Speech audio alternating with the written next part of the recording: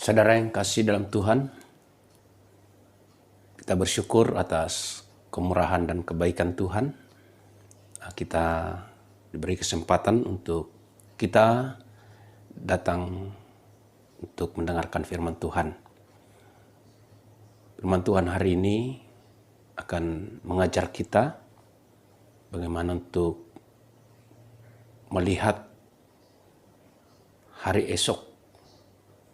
Ada satu kepastian di dalam tangan Tuhan. Banyak orang berusaha untuk meramalkan apa yang terjadi untuk hari esok. Tapi bagi anak Tuhan, bahwa hidup kita ditentukan pada janji-janji Tuhan. Saya akan bacakan firman Tuhan bagi kita. Terambil dari kitab Ulangan pasal yang ke-11, ayat yang ke-11 sampai ayat yang ke-12. Demikian firman Tuhan. Tetapi negeri kemana kamu pergi untuk mendudukinya, ialah negeri yang bergunung-gunung dan berlembah-lembah, yang mendapat air sebanyak hujan yang turun dari langit. Suatu negeri yang dipelihara oleh Tuhan Allahmu, mata Tuhan Allahmu tetap mengawasinya dari awal sampai akhir tahun.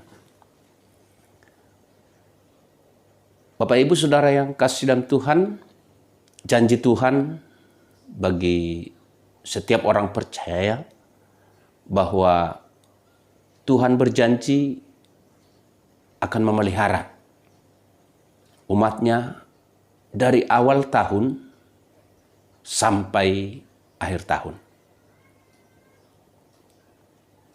Banyak orang mulai bertanya, apakah yang akan terjadi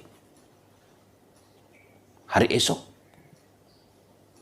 Apakah yang terjadi tahun depan? Setiap akhir tahun, awal tahun, biasa orang bertanya, apa yang akan terjadi dan bagaimana hal itu akan terjadi. Tapi janji Tuhan bagi orang percaya bahwa Tuhan akan memelihara hidup kita. Dari awal tahun sampai akhir tahun.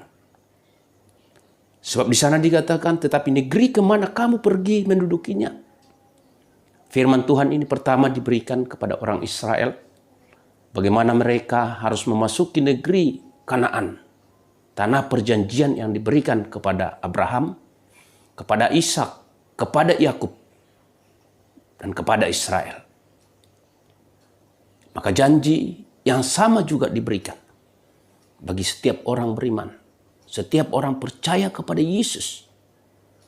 Karena kita di dalam Yesus Kristus menjadi anak-anak Abraham. Menjadi ahli waris sebagai Israel rohani dari setiap firman Tuhan yang difirmankan oleh Allah. Di sini dikatakan oleh Tuhan,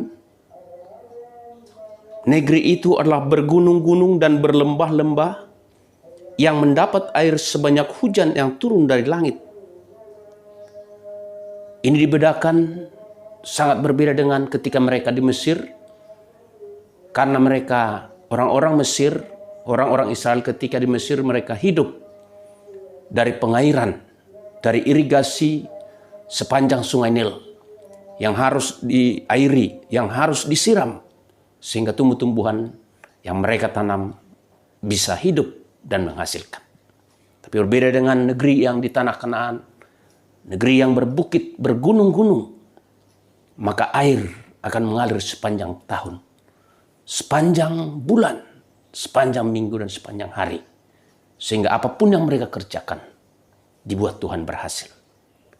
Bapak Ibu Saudara yang kasih dalam Tuhan, tapi perintah Tuhan, suatu negeri yang dipelihara oleh Tuhan Allahmu, negeri yang dipelihara Tuhan, negeri yang dijaga Tuhan, negeri yang ditolong Tuhan. Mata Tuhan Allahmu tetap mengawasinya dari awal tahun hingga akhir tahun. Janji yang sama juga bagi saudara dan saya. Negeri yang Tuhan berikan bagi kita sebagai anak Tuhan, sebagai anak bangsa, dikatakan oleh Tuhan, negeri yang dipelihara oleh Tuhan. Mata Tuhan memperhatikan, mata Tuhan mengawasi, mata Tuhan mempedulikan. Sehingga setiap orang-orang yang percaya kepadanya akan beroleh pertolongan dan berkat dari Tuhan. Janji ini juga berlaku bagi kita. Untuk masa depan, harapan kita tidak akan pernah mengecewakan. Masa depan kita ada dalam genggaman Tuhan. Masa depan kita ada dalam tangan Tuhan.